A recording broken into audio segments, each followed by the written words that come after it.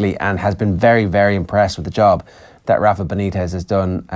We will, of course, talk about Pep Guardiola because he's all over the back pages in just a minute. And indeed, it is time for the back pages. OTB AM. In association with Air. Get Air Sport free with Air Broadband.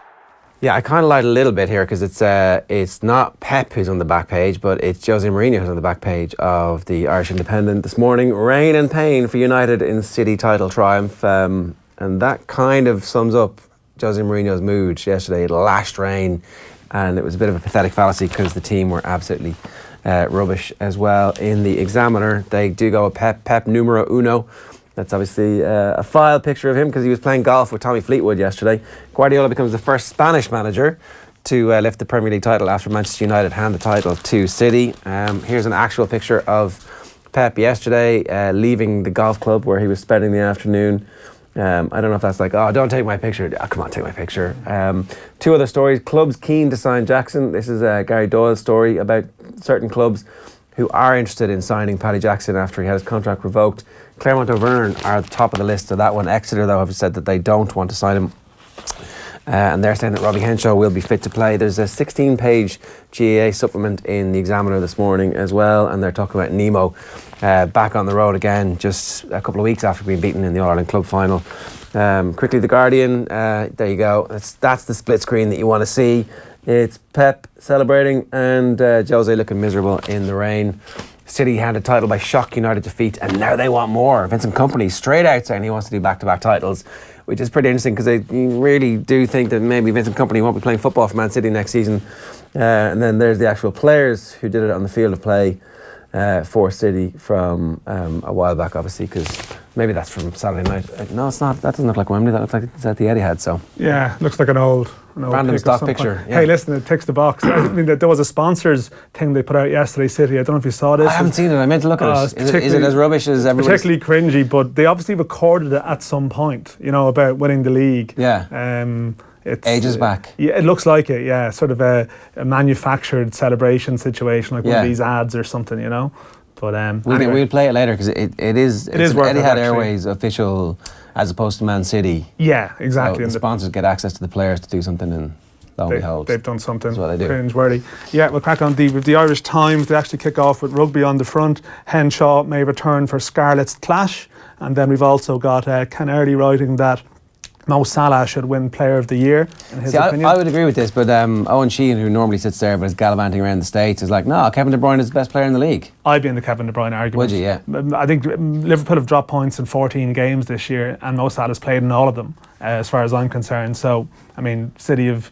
It's not as if, you know, this individual genius could have won them the league if he was available and so on. You see De Bruyne when City he wasn't playing against Manchester United, you know? Yeah, the only thing is that the supporting cast around Kevin De Bruyne is vastly superior. No, I take that point. I mean, as ever with these debates, you're arguing between two brilliant players, and you have to pick faults in one. I just think sometimes there's a recency bias. I think the recency bias would favour Salah, whereas you think of the first half of the season and De Bruyne's stuff, what he was doing was absolutely amazing. So that's where it'd be my opinion. Yeah, just to tease it out though, because you know, they lost Coutinho and they didn't miss a beat, and they were able to do that. In fairness, Mane also played really well and came good around the time that they needed to. And Firmino, it seems to me, has kind of emerged from the shadow in some ways. It's like as a more central, like metaphorically, as a more central character in the whole situation, he's stepped up, and they've collectively stepped up. But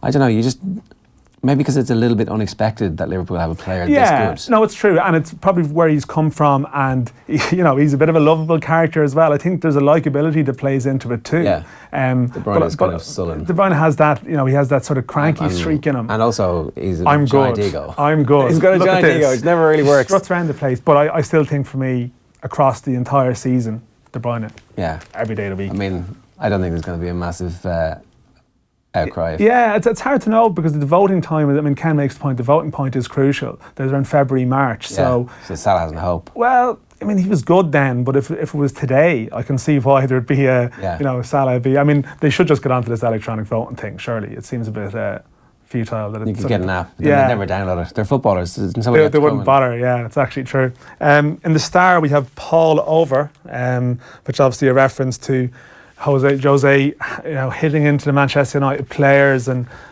taking them to pieces. There's also a bit about Davy Russell as well. We might talk about the National later on. The Herald, we have United's gift to City. And we also have a bit on the top about Celtic and Rangers, obviously, which was yesterday, another complete non-event. Celtic Scottish Cup semi-final 4-0. It looks like another treble on the way. There's also an interesting piece inside Aidan Fitzmaurice on the Dublin derby, the young players at Bohemians who are very influential. I think we're going to touch on that a bit later on. The Mirror, we have dawn of the blue era. I can see what they did there. And at the top, Paul O'Hare just writing about the Aviva potentially welcoming Salah and co this summer. That's in a couple of the papers today. The friendly circuit, the international friendly circuit is kicking off, and one of the games that might be here is Liverpool against Napoli, and also Arsenal Man City has been rumoured as potential Bayern game. Munich potentially? Bayern Munich I think are in the States, okay. But this is the time where there's a lot of speculation and so on, so we shall see how it pans out. We have the Sun as well. We have T are the champions. Again, another play on words there. Oh, I get it. He's playing golf. He's playing golf. And Pep Guardiola out on the golf course. But Tommy Fleetwood was actually that was a bit random, wasn't it? His company. Well, that bearded guy looks a lot like Tommy Fleetwood. It is Tommy Fleetwood. It is Tommy Fleetwood. I'd say he's pretty happy, actually. I think Tommy Fleetwood's a Scouser, actually, isn't he? Yeah. So I don't know. We'll be in trouble for that. And then, more Mooney, Mourinho again, his post-match antics, post-match criticism of the players is featuring prominently today. Mourinho said he could smell during the week that there'd been an overreaction to the result last week. They were on the moon, not over the moon. They were on the moon because they'd beaten Man United, but he has won 8 titles and he was not in the moon. It was just 3 points. That was all that happened last week. Yeah, I mean, he could have addressed maybe if he felt that things weren't going right in the week, because the second half performance yesterday was as abject as you would see. You're just waiting for that reaction in the last 20 minutes, and there was none. So I watched a good bit of the first half and then flicked in to listen to Dave and Kev for the second half, and they were talking about how eerie the silence was around Old Trafford, and how with about 10 minutes left to go, some of the tourists / fans had decided, I've had enough of this. I mean, I've only paid 80 quid to go and watch a Premier League match, and I couldn't really be arsed watching the last 15 minutes of it. We're done, and it is true sometimes that the massive clubs, like, they get much more from their away support, and that situation that you would have in Man City last week, the Manchester United away fans are great by all accounts, and the real hardcore. But at the same time, you look at the attack and talent they had on the pitch,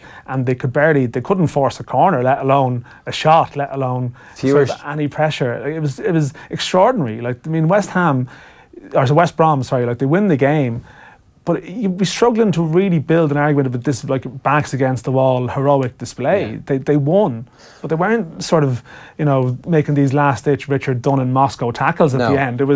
It's sort of just, well, this is going to happen from 10 minutes out, 1-0. Man United had fewer shots on target with 70% possession than West Brom did. Yeah, and, West Brom didn't really have that many shots on target. No, it ties in with it. I wasn't aware of that stat, but just by watching the game, you could sort of guess it panned out that way. And just finally, at the Racing Post, of course, the front page, Team Tiger, the Tiger Roll camp. They had their homecoming to Summerhill yesterday, and then a bit about the flat season as well, because I suppose in the racing world, the agenda moves on pretty quickly, and the flat season's coming round. There's still Punchestown. Punchestown is still coming, which is going to be fantastic, because actually Aintree this year wasn't that good apart from the National, because a lot of the better Irish horses weren't there. Willie Mullins and Gordon Elliott weren't represented. So, but yeah, the Tiger Roll story is fantastic. I mean, the fact is that the Grand National on Saturday was still Gordon Elliott 1, Willie Mullins 2, Gordon Elliott 3, and that was the one race they targeted seriously at Aintree. And Tiger Roll's an incredible story. I think we're going to talk about it a bit later on with John Duggan, I think. But the National, it's always one of my favourite sporting days of the year. Anyway, nearly got caught in the line as well. It was a spectacular finish. Always a bit of drama after like 4 and a bit miles, that it still came down to a photo finish. But it was an Irish domination at the front as well, and it just reminds you again, like the equine talent. I think actually it was Brian O'Connor in the Times and a couple of places that I just referenced, and not just the National, the Melbourne Cup, the 1, 2, 3, the race that stops the nation in Australia, and and the Cheltenham domination that it is one sport where we are world leaders. Consistently and emphatically. And as Johnny Ward says, it's our national sport now, right? Well, I think everyone's laying claim to that title in some shape or form. I think winning is our national sport, right? We're multinational, it turns out. We've got many sports. Briefly about Pep, the achievement in winning the league and doing it in such spectacular fashion, it seems a little bit diminished because of the fact that Liverpool have just beaten them in the Champions League, that like there's these supplements and there's this, they played such great football over the course of the season and his reputation is actually enhanced by this, but there will be an asterisk besides this City team because an English team knocked them out of the Champions League. Yeah, it's just the ultimate irony. They're a dominant team in England, the best team in England. That season was ruined by a team from England in a two-legged tie. I mean, it doesn't. It's just it's incongruous almost, in terms of the story of the season and how in the old Premier League years in 5 years' time, how you look back on that year where this sort of this team playing fantastic football, yet I mean, they were well beaten over the two legs as well. Yeah, I know they threw away a position of control, but they ultimately, they in the second leg even, it wasn't convincing. Even when they were on top and they went ahead and they had the chance, that control to really go on, they were vulnerable. They had that vulnerability that's been exposed. And I mean, it is the broader debate about how good is the league that they've actually won. That this City team will be hit with that, whereas when Leicester won the league, it was a reflection of how bad the league was that Leicester won it that year, but it's not diminished. Whereas for City now, there is that chipping away at the validity of the title win because how good was the field they really beat, and the hopefully they take that as motivation for next season, and actually they build on the fact that nobody respects us, we're not getting enough credit for what we did, and what they have done is actually play beautiful football over a sustained period of 8 months. Yeah, and I mean, you referenced Vincent Kompany earlier, who may not be there, and I guess there's very few survivors there from that first title-winning team. Say you got Silva there and Aguero. That's it. And but the one thing that must be said about City is that they haven't shown that they can be consistent winners. There's been shades of Chelsea about them, that they win the league and have a bad year, they haven't, as a club, developed that dominant mentality that they win one and then the next season they're going to throw one in, and that's, you would assume with Pep that's not going to happen. That's the natural assumption now, that they have the right manager. Mancini was volatile, probably had there was a shelf life in terms of how his methods would work with players that he didn't get on with. Pellegrini was he the real powerful managerial figure? Was that about the players? With Pep, this one is very much about the manager in terms of how it's being portrayed and how it's being covered. But so he now bring them to that next step of being the all-seeing, all-conquering force over a couple of seasons. Because that is, to me, the mark of any greatness on any side is back to back. Yeah, it's retaining it. I don't think any great side is a standalone one season. It's two. We've been having this debate on the show about whether or not there's a clock ticking on the Guardiola era at Manchester City. Jonathan Liu was saying that he thinks we are in the second half already of the Guardiola era. Graham Hunter on the show didn't think that we have tipped into that point just yet, and I'd be more in the Graham camp because it feels like there's less pressure on Guardiola in this job than there would have been in Barcelona. It feels like it's a much better culture fit than Bayern Munich. You don't have the grandees of the club briefing against you and also then publicly saying, well, this guy's not very good, is he? Where's our Champions Leagues? At least at Man City, expectation was low. The money will continue to flow irrespective, barring some kind of World War III scenario that, we all live in that. We all live in that fear. Yeah. So it just feels like perhaps this is the perfect scenario for Guardiola to have a sustained 5 or 6 seasons at the same place and see where that takes them. Yeah, well, I mean, maybe the main argument in favour of that point of view of, well, he's not going anywhere, is where is he going to go? He obviously, he's thrived to an extent on the short term thing. I know he's spoken at points, hasn't he, about getting out of football and so on, but where is he going to go next? I mean, he's not really a big fan of the Spanish state, so he's not going to go and manage Spain. Where does he go? Is there ever going to be a return to Barcelona? Because beyond that, that's possible, right? Yeah, well, after Messi goes, you would suspect, though. To me, that's the only thing that could really. He's done the Germany thing, Serie A. I mean, I don't know. Is there a gig there that would appeal? I mean, there's a club there that's been moulded. I mean, they were preparing for Pep before he went there. Yeah. He can make it a bit of a project, but is it somewhere where he wants to spend a decade or 5 or 6, 7, 8 years? It's questionable.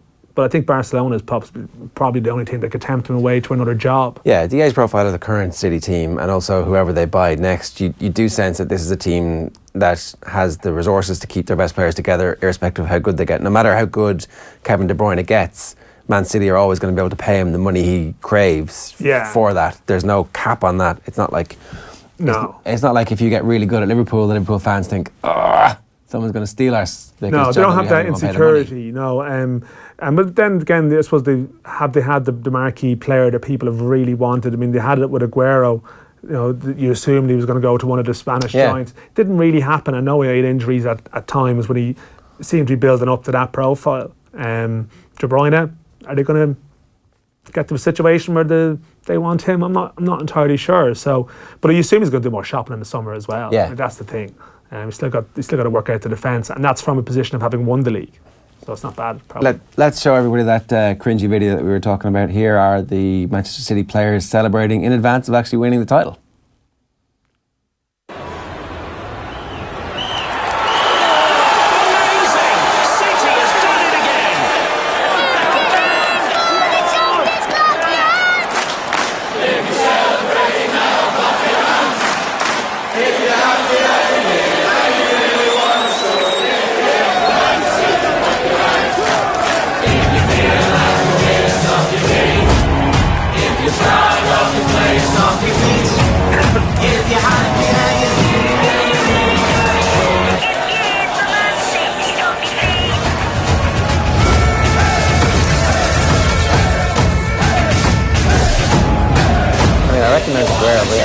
Are there actors as well as the team players, or were they all? I think there was one or two of the younger players at the front to the right, I think. Is Gabriel Jesus not there is. Yeah, no, there is. They only got some of the squad in and roped them in to Ederson. There's a few of the younger lads, and I think Leroy Sané was there as well. So they have. I assume they only had a budget to cover so many, and De Bruyne and contractual obligations. Contractual obligations. Not doing that. I mean, it's a far way removed from the Man City of the Nicky Summerbee sort of Paul Dickov, League One sort of years. You know. Somebody had a stat during the week about the last time that they'd lost 3 successive league games was actually under Stuart Pearce when they lost 6. Will a Flood's name cropped up? Will a Flood, there was a list of. I mean, that's even. I mean, that was a reasonable Man City era in the sense that at least they were in the Premier League in the first place then. But when you think of what a club was back in the sort of late 90s, I don't know. I mean, they've got a distance to go, Man City, before they're actually cool. Yeah, I think not so. Cool. But I mean, they really don't think that's cool about them. I mean, that word "cool." I mean, I just don't like it. But they're football. I mean, they're football. Imagine if they were horrendous to watch. Yeah. And then this is a club that's definitely in breach of financial fair play rules in some way. They're just getting around it with these clever sponsorship deals. Yeah. There'd be nothing likeable about it at all, really, as a project. I know they pay a living wage, don't they, and stuff like that. And they seem to treat their staff quite well. And I gather they try to do the best in the community and so on. But it's still a project that it's not. It's not lovable. It's hard to warm to. Their football at the moment is what makes you like City. If they were playing dreadful stuff, I'm not sure if you'd be rosy about the whole situation. I actually like them more because they lost to Liverpool than if they just swatted Liverpool aside. It would have been, that's not really, this isn't great for English football. Now, you hope that Liverpool next season put it up to them over the course of the title campaign. I'm not sure Liverpool have a squad big enough to be able to do that, but at least there is some semblance of hope that in those games there will be motive for revenge, and there's definitely a team capable of beating them. Yeah, and there's a vulnerability there that you need to build up a season. And I mean, it's a couple of weeks ago since they played Everton. What was it, 83% possession or something? As dominant as you would see in a Premier League game ever. And you just wonder, is this the start of something? But they still have problems to solve. And I mean, without that, there's no intrigue about what's coming down the tracks. One of the other big debates about who is going to be the manager of the year. I mean, is it Guardiola for having spent all that money and produced this football team, or does Sean Dyche get a look in for his unbelievable achievements with Burnley? And what about Rafa and the job he's done with one of the worst squads at Newcastle? have had in a long period of time. That was the diagnosis from John Anderson pre-season, who thought that they weren't going to actually manage to survive. We're going to hear from John in a couple of minutes' time. First, a bit of a recap about what else was going on at the weekend. We're going to hear from DeAndre Yedlin speaking with Nathan about Rafa Benitez. First, though, here is Nathan and Pat Nevin. What a job Rafa Benitez has done, Pat. Stunning. Certainly since the turn of the year, they've been absolutely brilliant. They're a dangerous team. They're a well organised team. They're a phenomenally structured team. They're a sensibly built team as well. You look at that core of that side just now, the two centre backs. Lascelles absolutely fantastic today. And he's got a mate beside him. Then right in front they've got Diame covering them, and it's actually not that complicated when you look at it. But a team that's winning the way they're winning just now, they've got a spirit that they've got just now. It's got a core of a team that never seems to change as well. It's kept them all quite fit. It's got a little bit lucky there now and again. But to do that with limited resources and find themselves arguably going to be in the top half of this league, considering where they were, do you know what? He's not going to get manager of the season, but he kind of should be in the running. Rafa has done a brilliant job here. On the flip side, it's a 5th consecutive away defeat for Arsenal. They haven't picked up a single point away from home in 2018.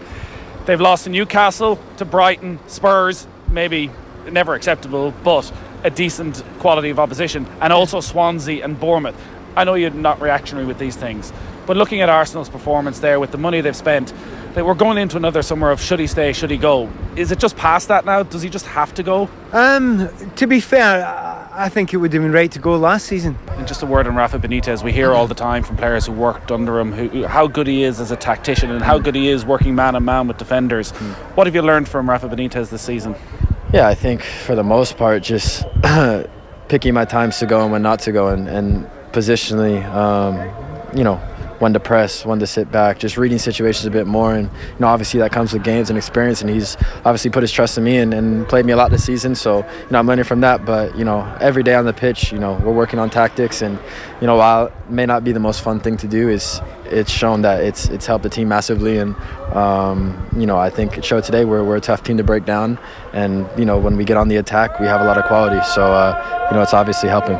That's DeAndre Yedlin there speaking with Nathan on the pitch at St James's Park after the game yesterday.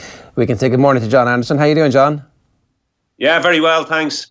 I was quoting your pre-season expectations for Newcastle, and they weren't very high. You didn't really think that this squad was going to be good enough to sustain the club in the Premier League. So all the more reason to celebrate the job that Rafa Benitez has done.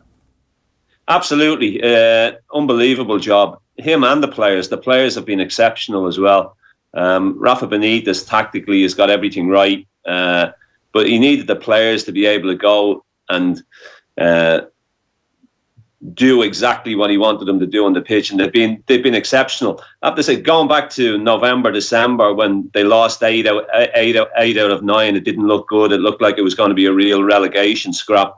And everybody was talking about goal difference and that our goal difference might play a big part in us staying up. But the turnaround's been remarkable. And the fact that they've won 4 games on the trot is no mean feat in the Premier League. It's not an easy thing to do. And now everybody can go and enjoy the final 5 games of the season, knowing that Premier League football is guaranteed for next season.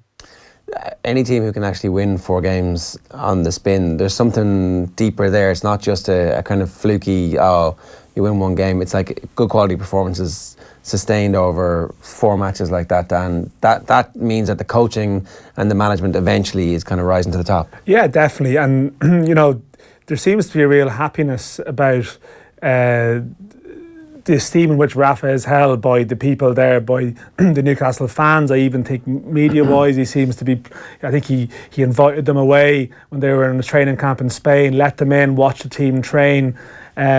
Just to try and improve the mood. It's been around Newcastle for the last period of time as well, and it seems like the players are quite happy too, and they're getting the results. And you look at the teams that are down at the bottom, they may well go down. When West Brom are probably screwed, and you've got Southampton and Stoke who've had to change manager, they've had to find an identity, they've tried to shuffle things around to try and find something. Even the other teams that are struggling, Swansea, have changed manager across the season. Newcastle have had this consistency, obviously, of management and of their application that's took them away from trouble. And I think, there's always this chopping and changing at the bottom. Newcastle had the right guy all along, and you can see with their results in the second half of the season that, they're well clear. They're deservedly well clear. John, just on the point Dan makes there about the not changing, was part of the reason the change didn't happen because Mike Ashley was trying to flip the club and didn't want to pay out a manager when he thought that maybe that could be the job of the new owners?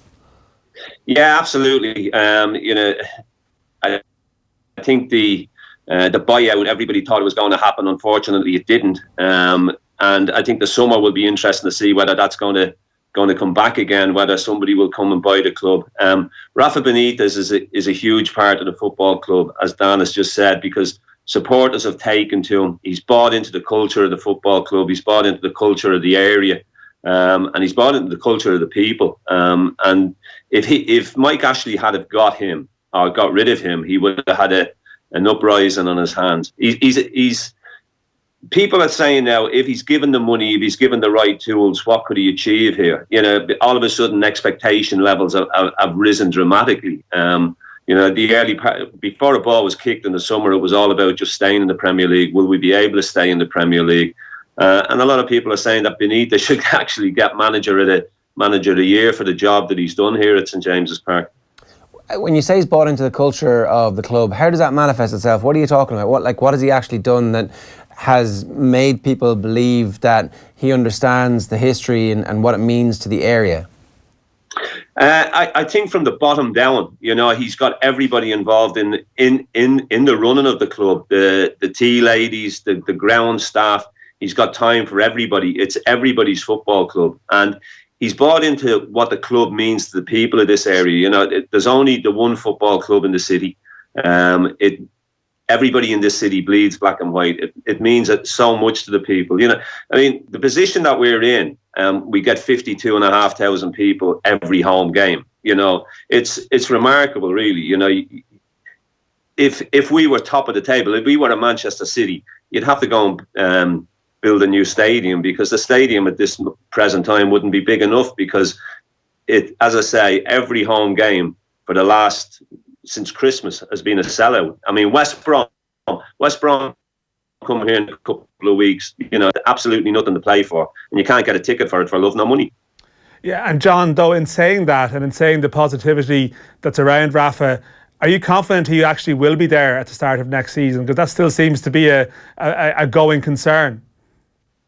Yeah, absolutely. There's talk about them trying to tie him down to a new deal. He's still got 12 months left on the deal that he's on. I think he's going to want reassurances if Mike Ashley is still in charge. And Staveley's group may well come in, and if she comes in, she wants Rafa. That was part of the deal as well. If she bought the football club, that Rafa Benitez stayed on. I don't think he could leave at this moment in time. I think everybody would be bitterly upset if he was saying that. If Mike Ashley is still in charge, he's going to want reassurances. He got those reassurances last season in the summer, and they weren't forthcoming. They weren't followed through. He's going to want guarantees that those assurances will be forthcoming this summer, and that money, and I'm talking about decent money, will be made available to strengthen this squad.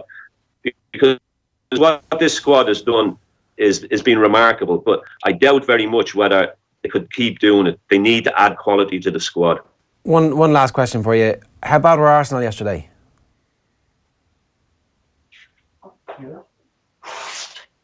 Yeah, you can't hear us, John, can you? Don't worry about it. Come back to that a little bit later. They were bad though, Arsenal. That doesn't change. 0 points away from home in 2018. 0 points. And but there's almost an acceptance. It's a bit like you're watching Wenger full time yesterday. The bad loser. Come over, a bit of a smile, shake hands with Rafa, and there we go. I mean, they're all in on the Europa League now. That's it. Everything is Europa League, and really nothing they do in the rest of this league season will have any impact on the legacy of this season. It's a bad season in the league now. But if Burnley finish higher than them? Burnley are 2 points behind them. They've. Is there anything worse than Leicester winning a league at a time when Arsenal were still okay and could have been up there? Being behind Spurs consistently, that's worse. I mean, Burnley, that's a footnote. It's bad, but I still think if they're in a Europa League final the following week, which they've got a bit of a job to do to get to it, that might save them. I just think that's what it is. I mean, on the manager of the year debate now, I still don't see how it's not Sean Dyche. Oh, right, not Sean Dyche. Yeah, I think so. I mean, maybe I'm going back on myself with the Kevin De Bruyne argument, because Pep is the league winning manager, but I still think you can talk about performances relative to resources, and what Sean Dyche has done. I mean, if they'd fallen away in the second half of the season, a bit like West Brom got 40 points last season, and then they were on holiday for the second half of the year. I think if Burnley have kept it going, and if they got into Europe somehow, the fact that a club being happy to go into the Europa League, that should be celebrated in itself. If they got there, if Arsenal win, then Southampton win the FA Cup, they're in a bit of bother, because Southampton would get a place, whereas the other teams that are left in the FA Cup will already have qualified for Europe through other means. So basically, I think if Southampton lose the Cup semi-final to Chelsea at the weekend, Burnley are in a pretty good place. But what they've done is extraordinary. I mean, what Rafa done is amazing. What Pep has done, it speaks for itself. And I mean, imagine if sort of Klopp won a Champions League. But I still think this is Burnley. This is a club that only got a Premier League training ground really last year. There was a lot of talk he was going to leave in the summer because he felt maybe he'd brought things as far as he could. Now's the time to go. Well, I mean, that is the other point. I mean, he is... Get out now. He will never match this season, I don't think. Economics will dictate that. Yeah. Okay, one last point. Why are Atletico Madrid... I was looking there just to see exactly how they're doing, and they're second in the table at the moment. I have a vague recollection of what happened to them in the Champions League. There was like a late concession of a goal in one of those. Qarabag, was it? I think it was. I think it might have been. I'm not 100% sure, but they had a nightmare campaign. And you are right, there was a late concession in one of the games that really hurt them. And then I have a vague recollection of them scoring and it being disallowed, and it was like there was controversy. But their first half of the season was very poor generally. Yeah. Like even the fact that they ended up making a stronger title challenge than Real Madrid ultimately, and they had a game against Barcelona very recently where if they'd won that game, the title race was back on. But the first half of the season, again, you're almost wondering, are things petering away here? But they've sort of, Simeone's got something about him, and they've sort of galvanised and come back stronger in the second half. So you definitely make them favourites against Arsenal over 2 legs. Oh, you definitely would, yeah. Just the grittiness of it. Okay, also at Old Trafford, pitchside, Dave McIntyre and Kevin Kilbane had these final thoughts on yesterday's football action.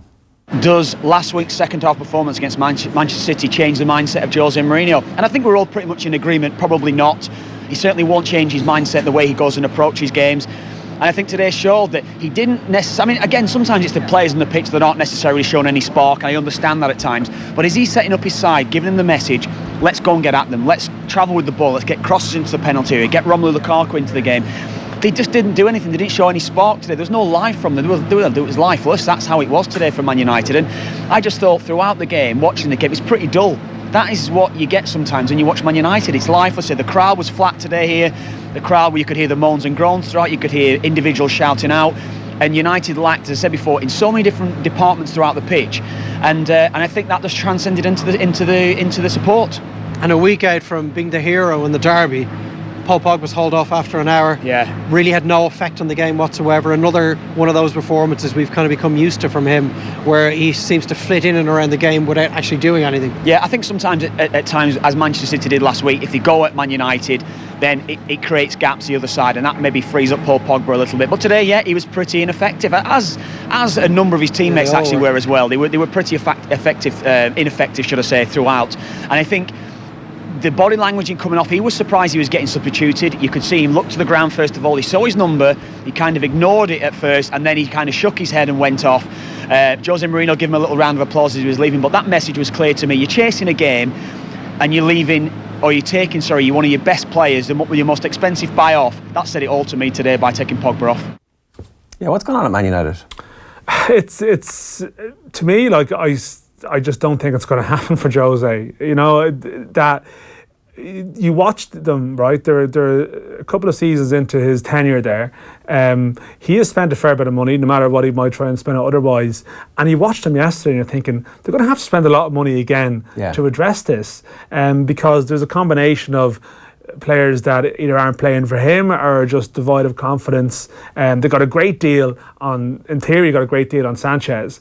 And yet, or even the perception of Sanchez now has already changed. And you're just looking at him going, you know, either you're not fancying this, they haven't figured out how to use you, or you've just come into this environment and straight away and you've just found this isn't going to be a place where you're going to thrive.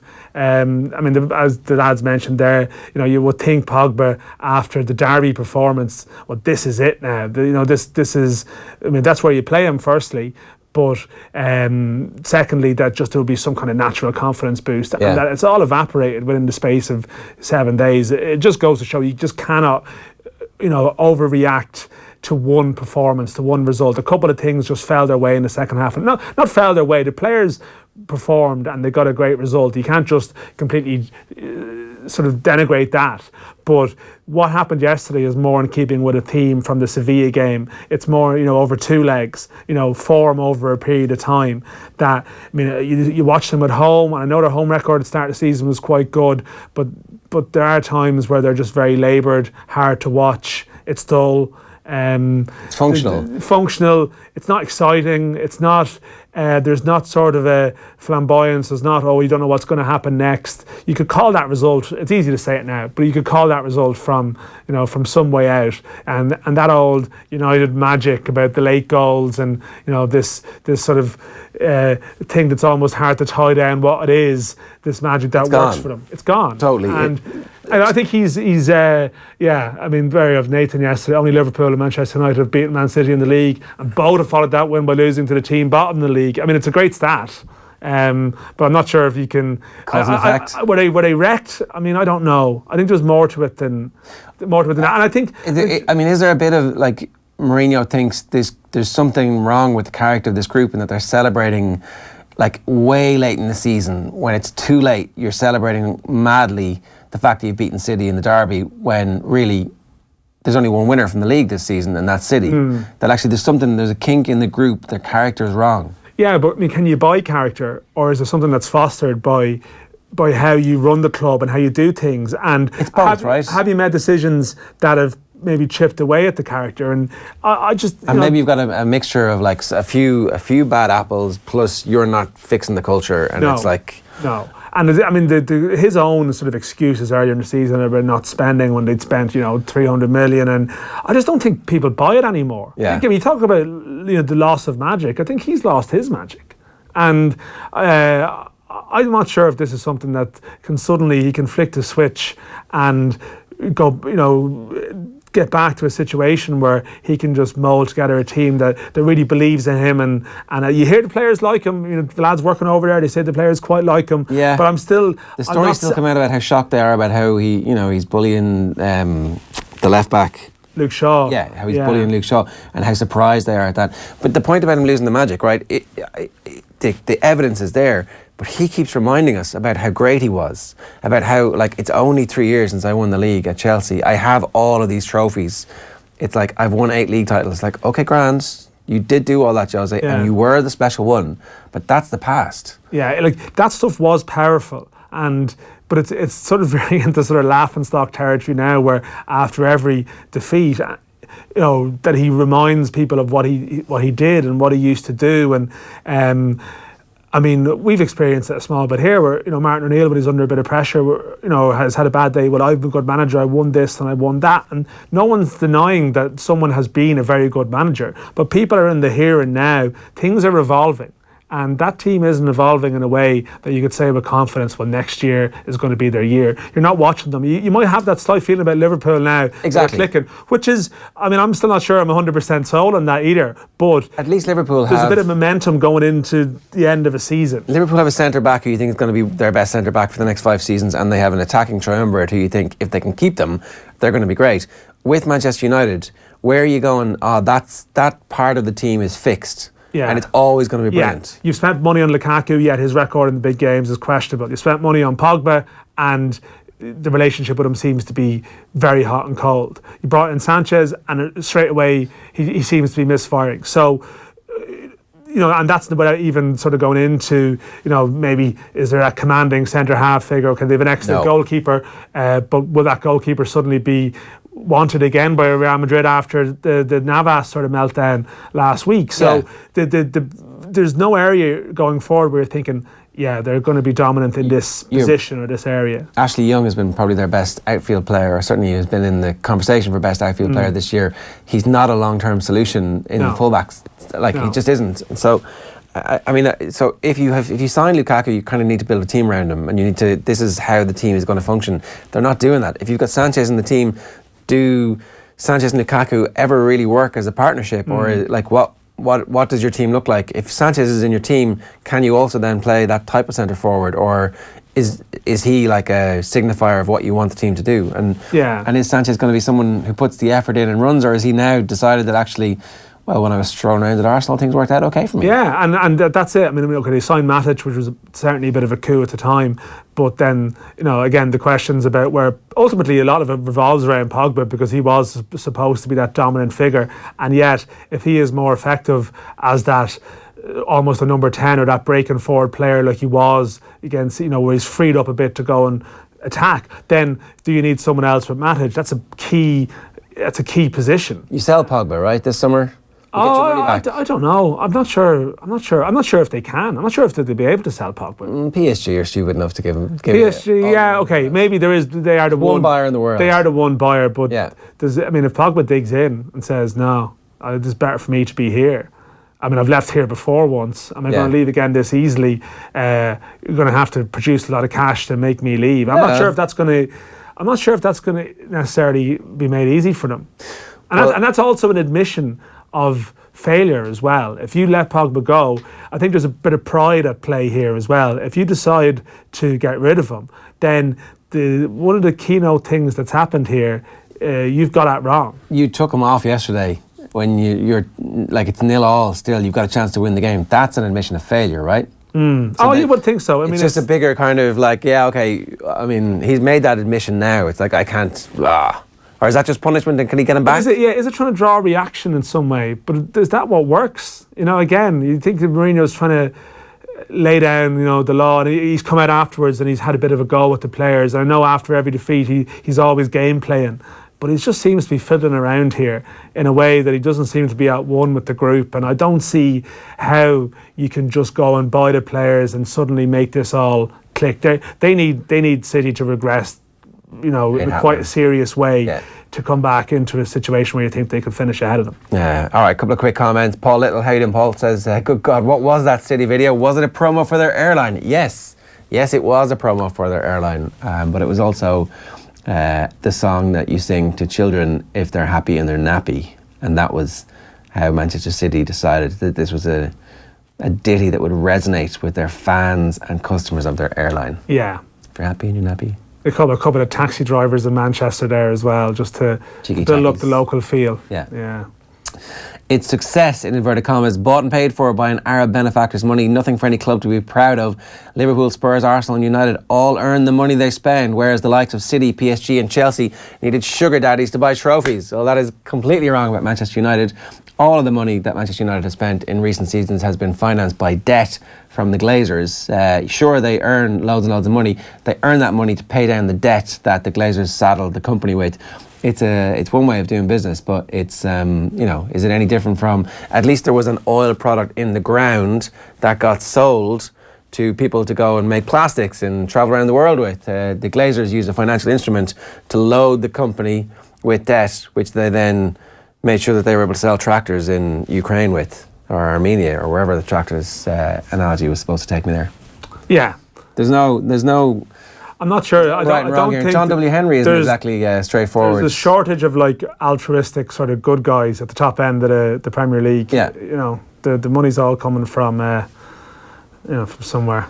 Bloated TV deals as well always helps. It's helping everybody. Yeah, totally, and that kind of evens the playing pitch to a point. I know there's no doubt. I mean, we mentioned it like the we talk about regulations and what the clubs with the bigger sponsors are able to do. Yeah. It's definitely given them. They make them up. They've used the loopholes there very cleverly, you might say, or maybe it's just a failure of the authorities to really enforce it. And luckily we're not living in France, because the league there is even worse. PSG win the title by beating their closest rival in every sense, especially financially, by 7-1, 7-1. Here are Ligue 1's relative wage bills. This is elite European football. This is exacerbated by UEFA and the Champions League. This is modern football. Ugh. So that's PSG there. We're going closer.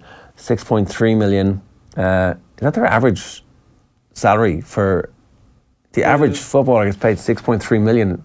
PSG, Jesus. Troyes at the very bottom there is less than.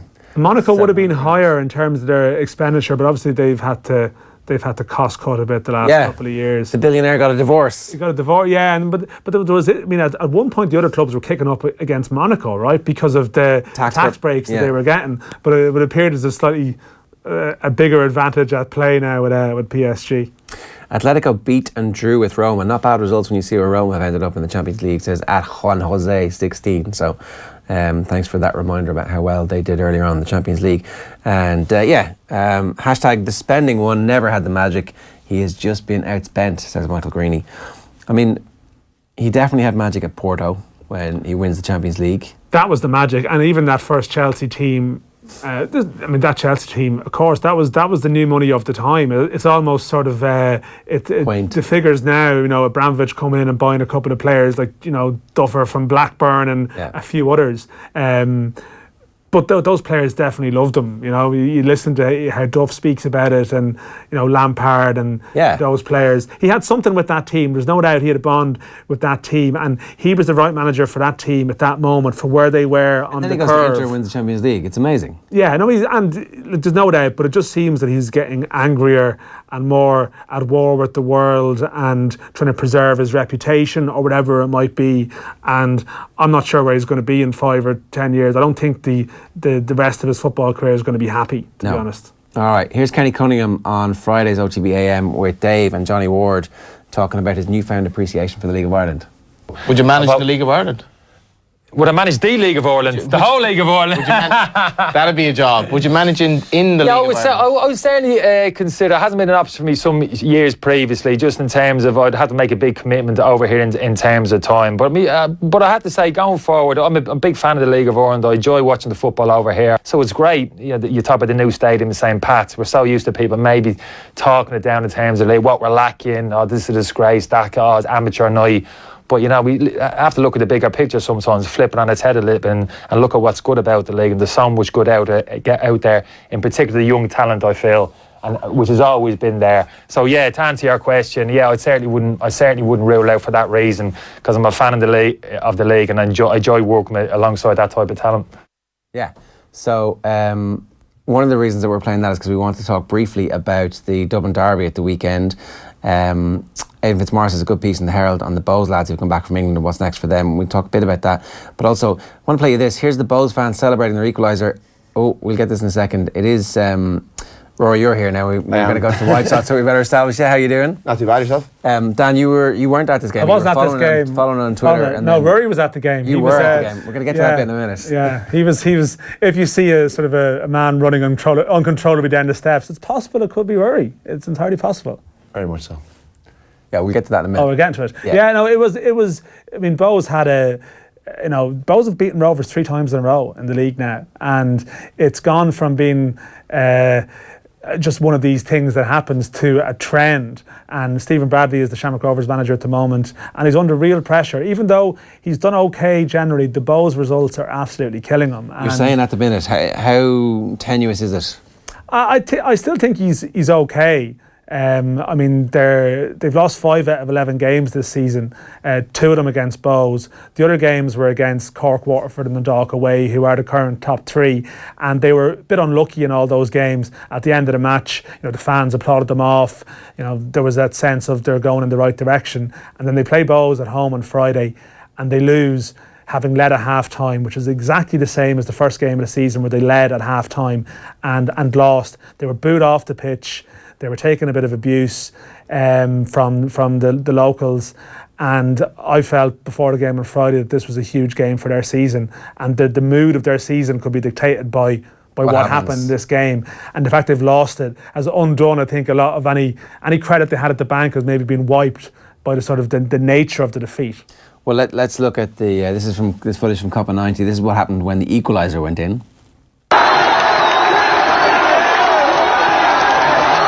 In this video? I think behind somewhere. Is that you there? No, I was much more reserved than all this. I don't think I'm there anyway. No, he was sipping a latte in the back because he's the more considered football fan. You know? Yeah, absolutely. Well, I was there with my dad and my sister. Family affair. It was great to be there. I'm a Bows fan, and I had a night off, so I was able to go along, and it was absolutely. This is why you're a football fan. You know, it was amazing. But just on Dan's point, I mean, this is the second time Rovers have stopped playing against Bows. They've taken a 1-0 again. Like Bows have come from behind twice.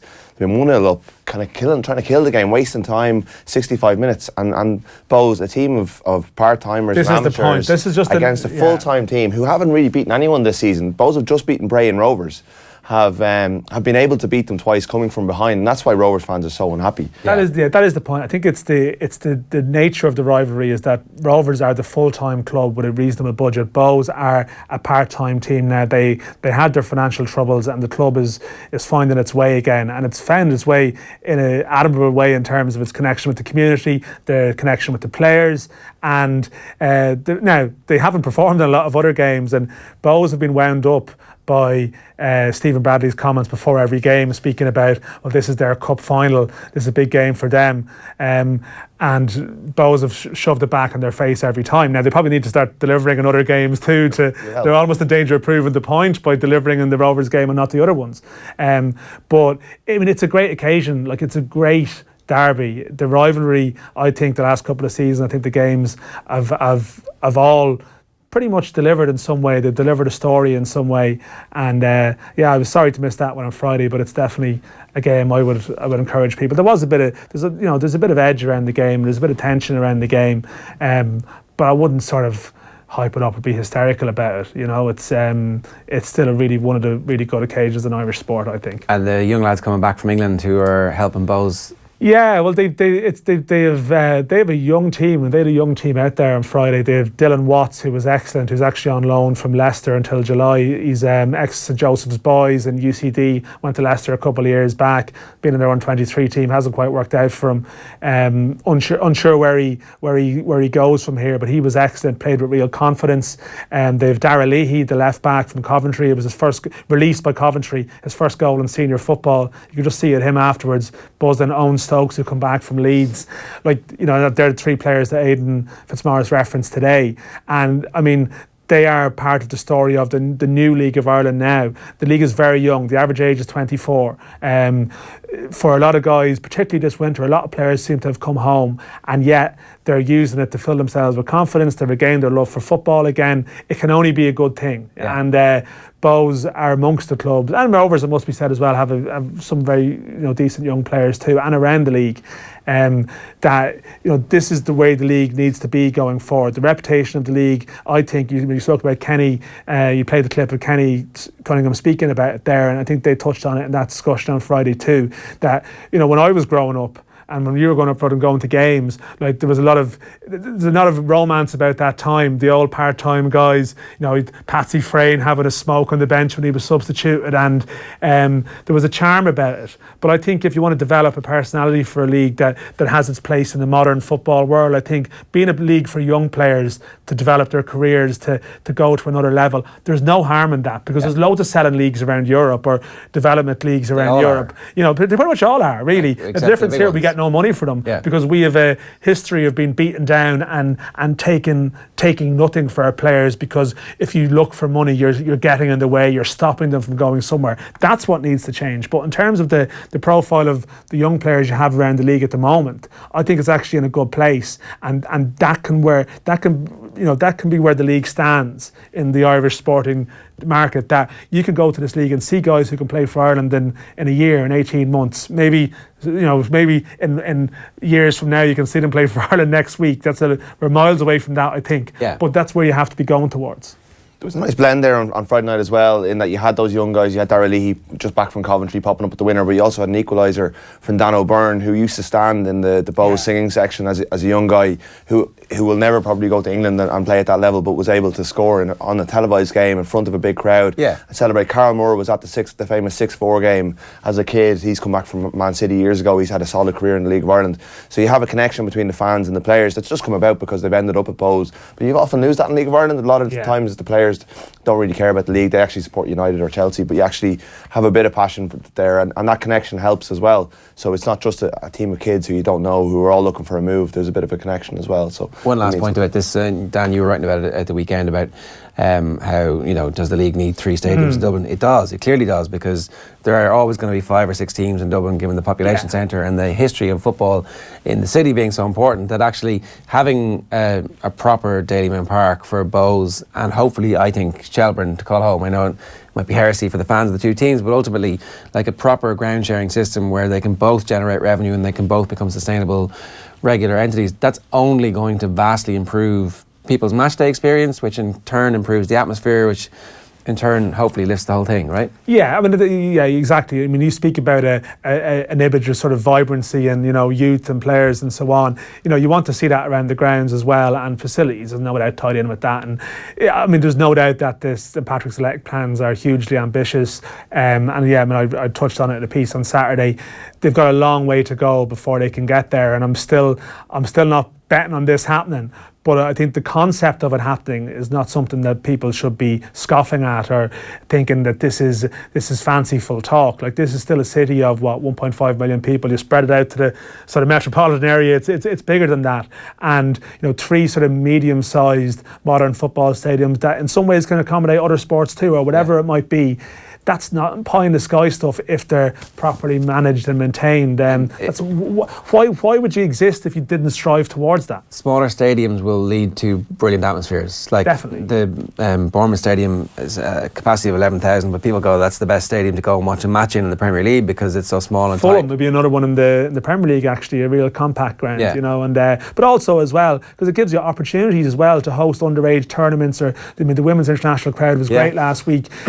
Those matches and you can bring them around the city or bring them to different places and bring them around the country. That's what we should be looking to do, rather than having one trophy stadium in the Aviva and get Euro 2020 or something that really does nothing for the people that are going week on week. I think that's what we should be going towards. But like the Aviva should be trying to get those glamour friendlies. No, that's the only way that it can do. But ultimately, that's like, you may as well. Bruce Springsteen comes, and that's really good for Irish music, but ultimately, it has no connection. No, exactly. One trophy venue. No, I'm not having a go at that concept. It's just that we need something that's reflective of the reality that we have week on week. Let's talk rugby.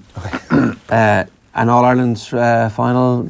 I mean, when the semi-final partnership or the teams get through the semi-final, it's a real possibility. And then the games come close, and you're like, I really hope we got one team in it. Well, I think it's definitely a possibility. Like, I think that the bookies are tipping a Leinster Racing final, but not by very much. I think Munster have a real chance going over there. I think any team that goes to Bloemfontein and wins can show that they have a lot of character. They've already won. They've already drawn in France this season. They've already gone very close to beating Racing in France this season. They've had big days before. They're a quality side. There's no reason to doubt that an Irish final is a definite possibility. I still think Racing probably hold the edge a little bit, but I wouldn't be writing Munster off.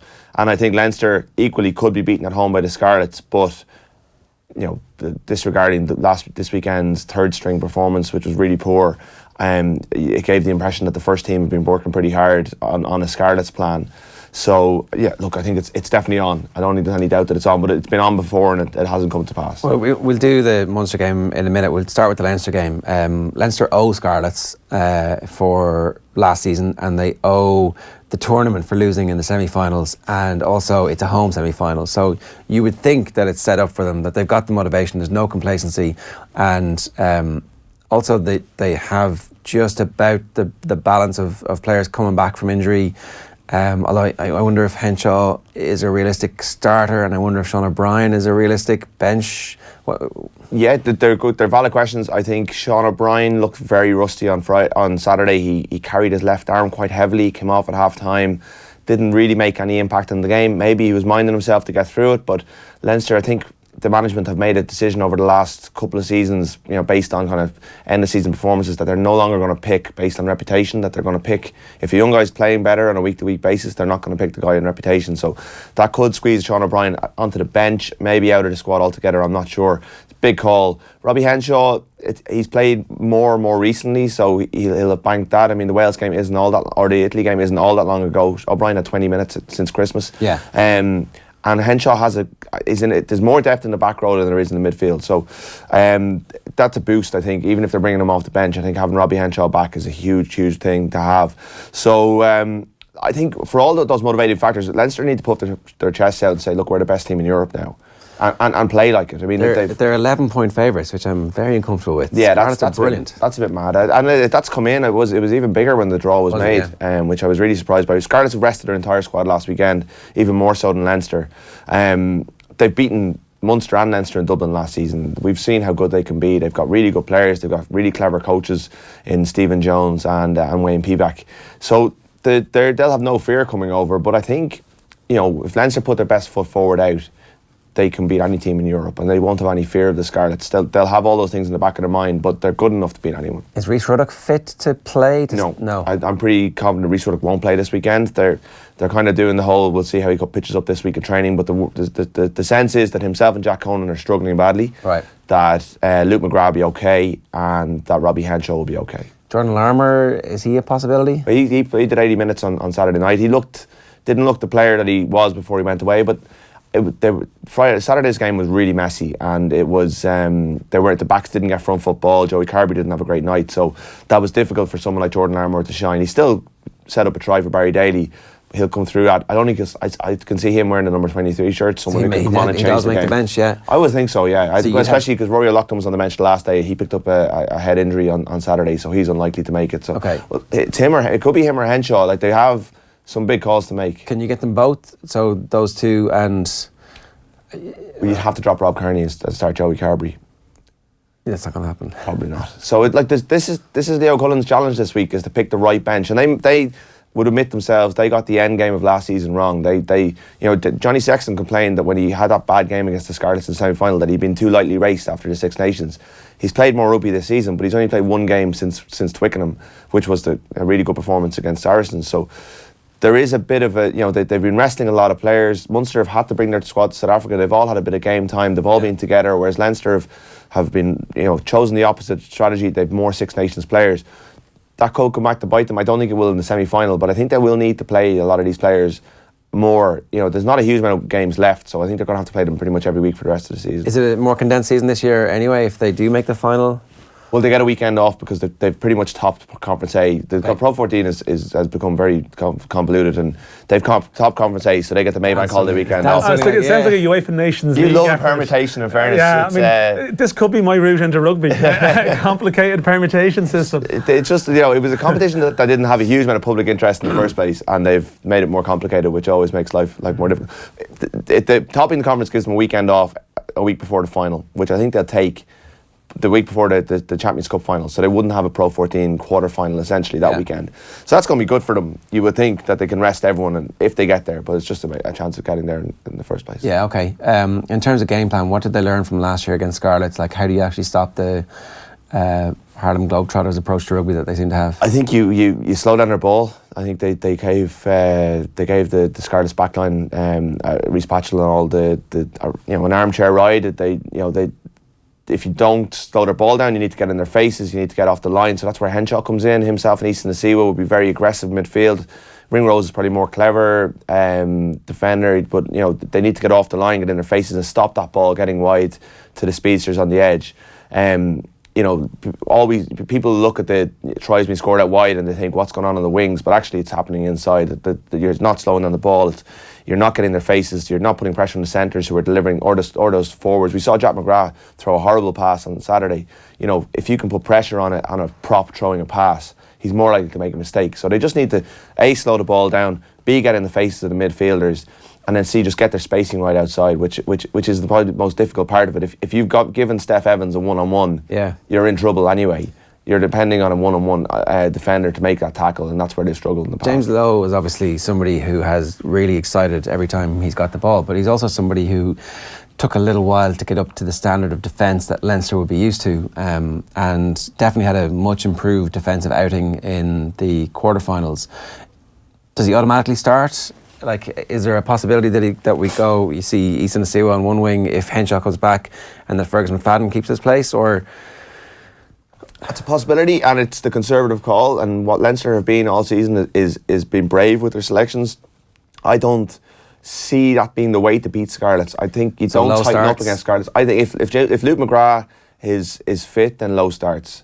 So Lowe and Scott Fardy in that 3-2 scenario that's there, another complication. But I think Lowe gives you so much with the ball. The best form of defence is attack. You get the ball wide to James Lowe, you're going to create stuff. We saw it first 5 minutes against Scarlets. He broke that game wide open, and I don't think you can take that out of your team. If Robbie Henshaw is fit, does he start? Is that the get him out and give him, see how long you get out of him? I would think so. I think he was a marquee signing. He was almost like an overseas signing when they got him. I think you start him, and he can't drop Ringrose. So I think Fergus McFadden could be in trouble for his place this week. It was interesting that he played last weekend. Is there any possibility that they keep Issa in reserve on the bench and that Joey Carberry gets dropped from the bench, that Sexton is backed up by Issa?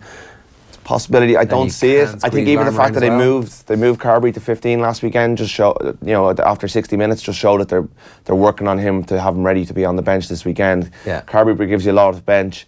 They're not playing Easton an awful lot, but I don't see them going into this without him. Yeah. They're keeping him for the big games. They're keeping him for the big games, and he delivers in the big games. I mean, he outpaced. I think he outpaced Liam Williams in the last game. He gets on the wing. He gets on one wing. McFadden. Low and the other. McFadden. It's a difficult one. I would never not pick Robbie Henshaw. I would always have him in my team. Ringrose in sensational form. East is not a natural centre anyway, so. They missed a lot of tackles against Saracens in the centre, even though they coped with it. So if you put your best defender in the midfield, in Robbie Henshaw, if he's fit, then you find Issa somewhere. A positive. Yeah, I mean, Rob Kearney's not going to get dropped. He's in great form. So yeah, I think McFadden could be the one who gets squeezed, just like he did in the Six Nations, which would be really harsh on him. But he went, I think, 60, 70 minutes at the weekend. He made quite a big mistake for the second try. He's probably the most vulnerable of all of those backs. Okay, the rest of the team kind of picks itself. In terms of Munster and obviously the success of the tour, they're talking about that being on tour and just the importance of that generally to the squad. And, if they win this game against Racing, no doubt they'll go, that was amazing. You can't see it being the reason that they lose. Like, Racing are obviously a team of all the talents. So what is going to be the thing that tips it in their direction if they do win? It's good that they're on a Sunday because they've quite a lot of travel coming back, but it's given them more time. So I don't think they can use that as an excuse at all. I think a week in Cape Town will have done them very, very well. The thing that tips the balance is Conor Murray, I think. He's so important to that team. He came on after 30 minutes against the Cheetahs on Friday night, which was they were in trouble. They were in real trouble, and the Cheetahs are a really good team in Bloemfontein. They absolutely hammered Leinster. They've beaten a lot of teams there.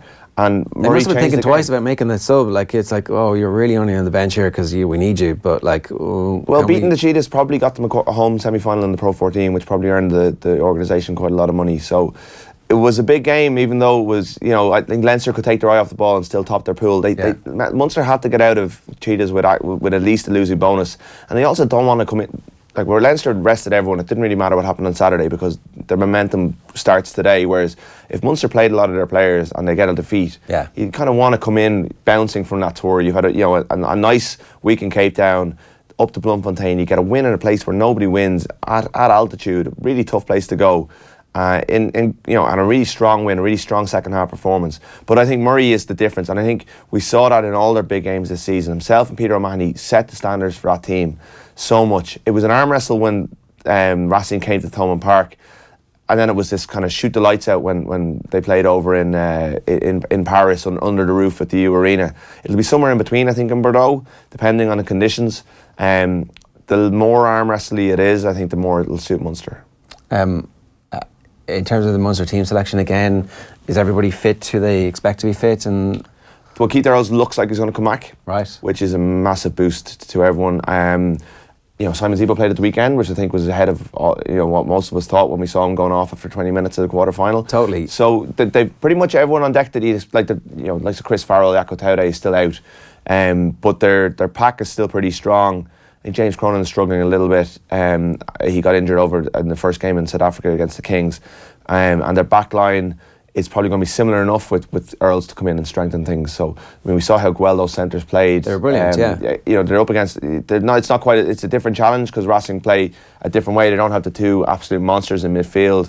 They're a good team. They've done a Ryan, who's a bit of a sleeper. He knows. Munster said they wouldn't change their calls the last time they played Racing when Donncha Ryan was playing. So he knows what Peter O'Mahony's going to do. And Billy Holland is going to do it. He knows the strategy. It's just Munster backed their execution to get past that. He was really good in the quarter-final. Would an All-Ireland final be a greater triumph for Irish rugby than the Grand Slam? I don't know why we have to, say one's greater than the other. That's why we're here. That's live. That's sporting debates. Yeah, it is. If you don't debate that, then why would you debate anything? Look, I think the Grand Slam, if it was a Six Nations success, fair enough. I think a Grand Slam stands alone. Grand Slam is, it's up there with the World Cup in terms of achievement. But I think to show that Ulster and Connacht had really poor seasons, so you couldn't say Irish rugby's in a really, really healthy place. But for those two provinces who drive the whole thing really to get to a final, it would be an incredible achievement. The English clubs have had a really poor year, so there's that. There are mitigating factors. They've exploited that. But for Munster to go away and win a semi-final, and Leinster to do what they've done in terms of being really consistent all season, it's a massive testament to that. I don't think it tips the Grand Slam, but it's up there, and it would just make this the greatest season in Irish rugby history. Where do Paddy Jackson and Stuart Olding end up, do you think? My gut would be Jackson will go to France and Olding may have to go further afield. I think the English clubs are going to come under a lot of pressure if they try and sign them, because I think this has made an impact in the UK that it hasn't made in France. Now, the English clubs live in a different bubble because they've 12 clubs. They don't get the national media focus that the Munster Leinster operate. It's particularly everything they do is monitored by you guys here, by us in the papers. Whereas Exeter get by at least half of the rounds wouldn't get a national correspondent. So it's a kind of a quiet life. But I think the focus would come on them if they. Stuart Barnes is writing about it today in the Times. Now, I don't know if it's a piece specifically to the Irish edition, but it'll certainly be carried in the UK edition. And he's talking about the UK sponsors are going to be looking at it in exactly the same way the Bank of Ireland were looking at it and going, no thanks. Yeah, I think so. I mean, the further you move away, like Ben Teo was cleared of an incident, not of the same scale in Australia before Leinster signed him, but it got mentioned in all the pieces when he arrived, but it really didn't. It was so far away, it was so far removed that it didn't really affect him when he came over. He went on to become an England international. I think the further afield you go, the less this stuff sticks to you. But if you just move to England, where the reports of the trial, I was surprised they didn't get more play over there, but the verdict and the IRFU decision to revoke their contracts certainly have been picked up big time in the UK media. So I think rugby fans over there are very much aware of what's happened. I don't know if it's gotten the same emotive response. I don't know if it will have the same level of fan reaction if they were to be signed. I mean, can you imagine if the IRFU had taken the other decision and kept them, and the text that you guys would be getting, the letters they would have gotten, the response. Yeah. I'm not sure if it will have the same resonance because they haven't lived through it every day in the way that we have in terms of everything coming through in the media. I think it's been the biggest story of the year, so that's definitely there. But I do think that sponsors and clubs that have, if you sell your sport on values, then you have to take a big deeper breath before you make that decision to sign these two players who are undoubtedly really good rugby players. But they're going to bring a bit of a stink to your club, especially if you're in an English language area and you're picking up all the media that's about them. Because the first thing every fan does when they sign a player is you Google. Who is this person? That's going to cause a couple of problems. Yeah. All right. Good stuff, Rory. Thanks very much for joining us this morning. Now, here is Davy Russell speaking to Joe last week on the show in advance of romping home with the Grand National. People obviously, we're all normal human beings, really at the end of the day. And we had a tough time with Mam, and she was a brilliant woman. She never done anything, only just tried her damnedest for us. And obviously people in the game knew that she had passed away, and she put up a big fight for a number of years. And she unfortunately passed away the week beforehand, and I had taken a decision that if she was going to hang on, I wasn't going to go to Cheltenham. And it was just and I hadn't said it to anybody. I just had in my own head, I just decided that was it. Cheltenham, nothing was bigger than what I had than my family, and she passed away, and they just asked me, and your mother is your mother, and she was the most outstanding person to us, along with my dad and my brothers and sisters. So we have a brilliant. We have a fantastic family. I have a fantastic family. I'm sure a lot of people do, but she was just an extraordinary woman for me, and it was just you feel these things that is there someone, are you getting help from somewhere, and without being too soft or cheesy about it, you just kind of things at moments like that, you think maybe, Yeah, I'm sure. It's just, I don't know what it is, but I'm sure I definitely had some bit of help in it. It's Davy Russell speaking before he'd actually won the Grand National on the show last week, so can't wait to hear him speaking in the immediate aftermath. John, good morning to you. Morning, Ger and Dan, how are we doing? Hi, John. A spectacular Grand National where we were talking about this earlier, 4 and a bit miles, and it still comes down to a photo finish. It's ridiculous. It's great, and I think maybe that's because the race is now a little bit shorter. It used to be 4 miles 4 furlongs. Now it's 4 miles 2. But yeah, you got 2 great horses. Tiger Roll, only 8 years of age, has won 3 times at the Cheltenham Festival, and now has won the greatest race in terms of the most famous race in the world. The honours got lucky. Well, it's an extraordinary training performance, though. I mean, Tiger Roll won the Triumph Hurdle as a 4-year-old at Cheltenham, and traditionally, like maybe non-racing people mightn't sort of grasp, but the Triumph Hurdle is generally, these horses don't train on, they're, a lot of them are ex-flat horses. That can often be their best year. They don't really have a long-term shelf life, and you think at 4, Tiger Roll, well, what will the future hold for him? And the fact that he's gone on, as John mentioned, to win again at Cheltenham twice, and then to go on and win a Grand National as an 8-year-old. I mean, from Gordon Elliott's perspective, to keep the horse sweet for that period of time is extraordinary. The one thing I would say about the owners getting a bit lucky, and Gordon Elliott referred to it after the race on Saturday, that I think Gordon Elliott didn't want to buy the horse when they went to sales to buy him, and it was actually Eddie O'Leary, Michael O'Leary's brother, who, when they went to this particular sales, they wanted Tiger Roll. Gordon Elliott wasn't so sure. So actually, the owners actually played their bit of part in this thing as well. Yeah, okay. Because they were all kind of not derogatory about the horse, but they were like shocked. It seems that they have kind of terminology for a bit of not a bit of a rabbit thing. Rabbit thing. Yeah. That's because the horse is only, they call it in racing, 15 hands. That's the size of the horse. So would Tiger Roll have won a traditional Grand National before they modified the fences? Possibly not. That's the talking point, isn't it? Possibly not. It cost 80 grand, as you said, has won 800,000. Jesus. But the agony and the ecstasy between like a photo finish. Did you see David Mullins afterwards? Yeah. Absolutely. Now, he's won the Grand National, won it 2 years ago and ruled the world. Absolutely distraught, couldn't believe it, because he said he had one more kick in pleasant company, gave him the kick after the elbow, and Tiger Roll was tiring in that ground, but Davy just got there. And it's just Davy Russell, I think I've met him many times, I think most people would agree, and I think he spoke very eloquently after the race, and he's just had an amazing second wind almost in his career. New Year's Eve 2013, Michael Leary brings him for a cup of tea,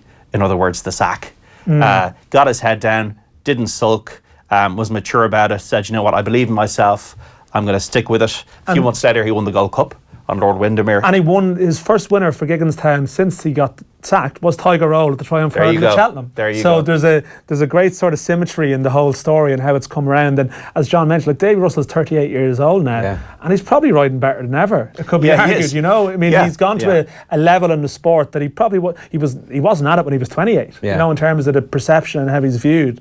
He talked about that in the interview as well. It's just the maturing process and like not being great as a younger man, and kind of everybody has to go through some things in life to actually kind of find out who you are, Yeah, he's the oldest jockey in the race on the smallest horse, his 14th attempt in the Grand National. And he was saying after the race that often he would think about it too much. He would go up the inside or try to be clever. He just said, you know what? I'm on a horse of stay, so I know that. I'm going to go through the right down the middle. And he's just riding with supreme confidence. And we saw that at Cheltenham, the champion jockey at Cheltenham for the first time, and trusting the fact that Gordon Elliott is just going through this unbelievable run. And once again, it's Elliott and Mullins. In the Irish Grand National, there's a head in it. In the English Grand National, there's a head in it. And Irish racing is just on such a crest of a wave at the moment. We had the first 3 in the Melbourne Cup, we had 17 winners at Cheltenham against the English, and now the first 4 in the Grand National and the 6th place finisher as well. It's just remarkable right now. But I think the thing about Russell is he is, I mean, I don't like the term because it can be cliched sometimes, but he is a great ambassador for the sport. He is, yeah. You think that Saturday is the day that everyone tunes in for, for one day, maybe for 15 minutes. Maybe only 15 minutes racing they watch all year.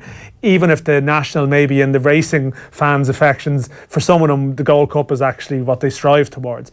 But Russell, in the aftermath of victory, he's able to speak about Pat Smullen, who's going through a bad time at the moment, and able, in that moment, able to articulate that very well, and also speak about the magic of the national, speak about being the child growing up who used to make pretend fences in his back garden with the mowed grass, and sort of bringing that dream all the way through to someone who at 38 still revels in it, still enjoys it, hasn't been embittered by his sport in some way. It's the opposite. He still has that sort of almost childlike enthusiasm that got him into it in the first place. And I think when you're on show for that afternoon, for that day, it's sort of important that you show the best of yourself, that the sport shows the best of itself. And I think Russell, if you could pick one spokesman for that situation, I think he would be that guy. And to go to Tramore yesterday and ride 2 winners, the professionalism is pretty special. Yeah. That going to Tramore the next day is a kind of a rite of passage for Irish Grand National winners. We had Slippers Madden on Friday talking about it, and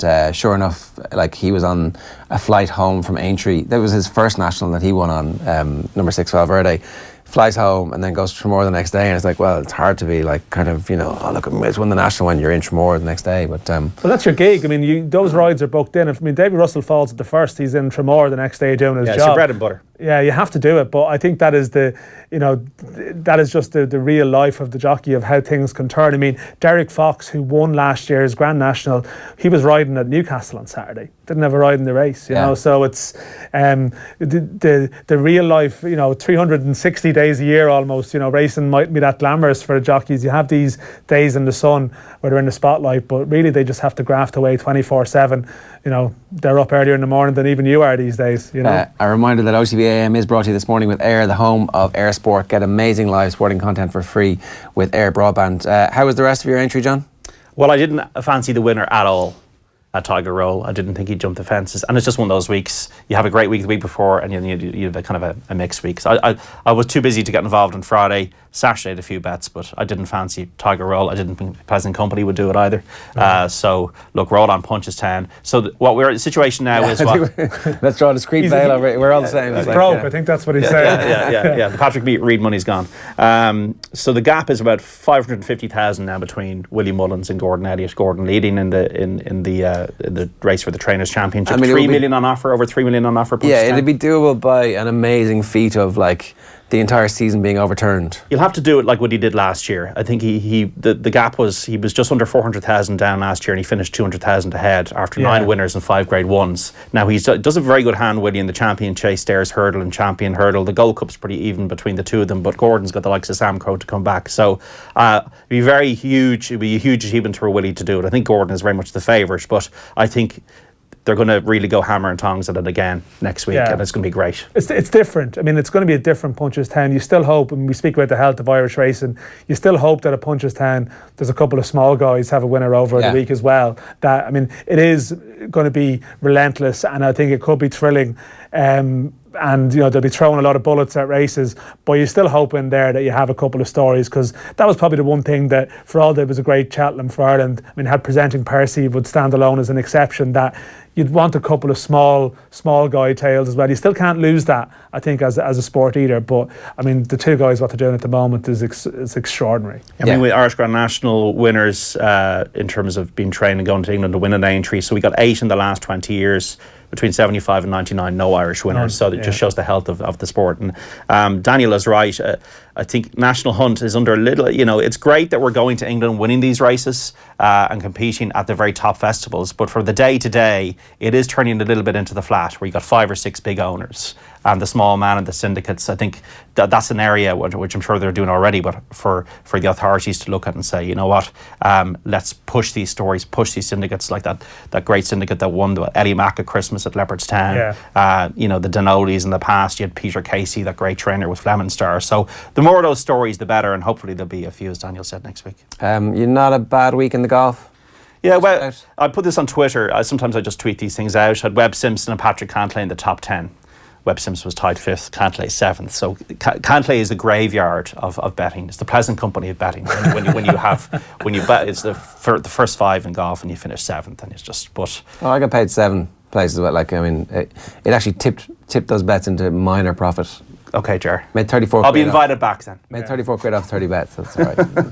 That's a result. Yeah, you're beating the house on that one. Yeah. Better than the Grand National. But yeah, Tiger Roll, it's he's won. I can't believe he's only 8. I backed him in that Triumph Hurdle. I haven't backed him since, and it was a race with. It was great to see as well the 3 lady riders. Bryony Frost finishing 5th. I think Katie Walsh came around in her own time in 12th. All the horses came safe and sound back, and it's important as well. Yeah, it is important, and it is, as Daniel says, the shop window. And ITV I think did a very good job. Did a great feature in the 1993 race. A lot of people still giving out about ITV. I really like it. Am I in a minority here? Yeah, I think the racing crowd can be hard to please, because generally a lot of people are into racing are really into racing, and they don't need to be told something. And ITV the mainstream. Is the sport going to telescope to just the people who are into racing? Yeah, you have to get the balance right, and I think ITV is fine. I mean, they've had Francesca Comani on, who's more of a flat person really, and is asking questions in the coverage that I think would grate to the fan who this is a pretty obvious. Whereas we're like, oh great, I'm glad somebody asked that. I really wanted to know. Exactly. So it's about striking the balance, I think. Yeah. But I quite like the ITV stuff, I have to say. I think it gets a bit of a rough treatment. I think that racing sometimes can be living in its own bubble. It's a minority sport still. It can be a bit purist in terms of the way it's followed, in terms of its coverage, and it can be a bit, insular. So I think that Matt Chapman's great. I think he's a breath of fresh air. And it's about entertainment. It's about, I always liked Channel 4 back in the day with McCririck and Derek Thompson and John Frankham, that you have to appeal to both the purists and the masses. And if you can strike the balance, then you're doing a good job. All right. John, good stuff. Thanks very much for that. Ger. Dan. I'm just going to play you this clip. Broken Rings is a 2-part documentary series that tells the story of the chaos and heartbreak experienced by the Irish boxing team at the 2016 Rio Olympics, and of course the aftermath as well. Part 1 airs tonight on Air Sport from 9:30. Have a look. It is a source of huge regret that Billy decided to resign. Michael O'Reilly's failing a dope test was, just like an earthquake. We were told 3 days before the fight that Michael Conlan was going to lose by Russian. Absolutely incredible decision. I just give the judges the fingers. I actually wanted to spit on them too. Yeah, so that's first part is airing tonight at 9:30, and we'll have a special on Irish boxing with Andy Lee and Eric Donovan on Wednesday mornings off the ball AM. So if you've got any interest, I recommend the documentary highly, and you should watch it tonight. And then that's the first part, and then we have the 2 lads in on Wednesday as well. Now, Ollie Murphy, remember the footballer Ollie Murphy? Yes. Tweeted last night, started my 28th championship season with Carner Ross Gaelic Football tonight. A young man from St. Mick's Gaelic Football Club started his first #referee, #county material, #give respect, get respect, #going soft, #no game without them. It's true. 28 seasons is absolutely remarkable. We have some pictures from Ollie, past and present. That's him as a young man. Look at the Keepak jersey. Look at that jersey. 1996, is that what we see on the side of that there? Yeah. 95, Tommy thinks? 95. December 95. I thought it said, okay. And here, there's still Keepak, and he's starting to look a bit like the Ollie Murphy that would rip teams apart. Yeah. That's 99, yeah. Sorry, so the last one was 97, then the knee brace is 99. That's an All-Ireland win. Shorter back and sides at that point. Anthony Lynch of Cork with the big gloves. The 2 of them had the big gloves actually, yeah. In the rain in Croker. There you go, look at that. Sean Boylan, that's true love. He's probably at the veteran stage in sort of journalistic parlance at that point. 27. Yeah, you're getting close to it. Jeez, Ollie, you've been doing this a few years now, haven't you? Yeah. It's a hell of a commitment. Won a D championship last year with Carner Ross. There's a couple of those in every county at some stage. I think in Louth there's definitely a guy playing into his late 40s as well. I think with Sean McDermott's club. I think there's always a couple that. I mean, people are generally healthier and keeping fitter, and why not? Like everyone says at any level, you're a long time retired if you can still do it. Yeah, that's why the rest of us just take up bad golf 3 or 4 times a year. Yeah, we're not living the full life there. Are you playing football? No, I play Astro. I love playing that, but I mean, I missed the sort of you know, the 11-a-side regularity of when I did sort of play and sort of, you know, having that structure, you know. But it's a long time since I did it. Like, I did my knee once or twice and pretty much, did the cruciate, and then after that I pretty much never played 11-a-side. But that was just to do with not being able to really commit to training in the evenings when you're working generally. But I think anyone who plays on, they have that structure in their life, and they probably don't want to lose it. But I mean, if you're able to do it, go for it. Yeah. They're setting a hell of an example to those young lads they're playing against. Well, congratulations to Ollie. There you go. 18 years after his All-Ireland, 42-year-old Ollie Murphy wins a Meath County title. That was last year, the D County title. So that's him. The old scoreboards with the old Nally end. That was it. Yeah, in the background there. Wow, that's a bit of history. True. Right, Dan, thanks very much. No worries, Ger. Good stuff this morning. We'll be back tomorrow, bright-eyed and bushy-tailed as well. On tonight's show, they obviously have Monday Night Rugby, the football show, and much more besides. On tomorrow's show, Paul Rouse is going to join us in studio. We're going to talk about a bunch of talking points from the weekend and loads more stuff. Heavy GAA show tomorrow, definitely for you as well. So make sure you subscribe to all of our various social channels, youtube.com/Off the Ball. We'll see you tomorrow. Good luck. OTB AM. In association with Air. Get Air Sport free with Air Broadband.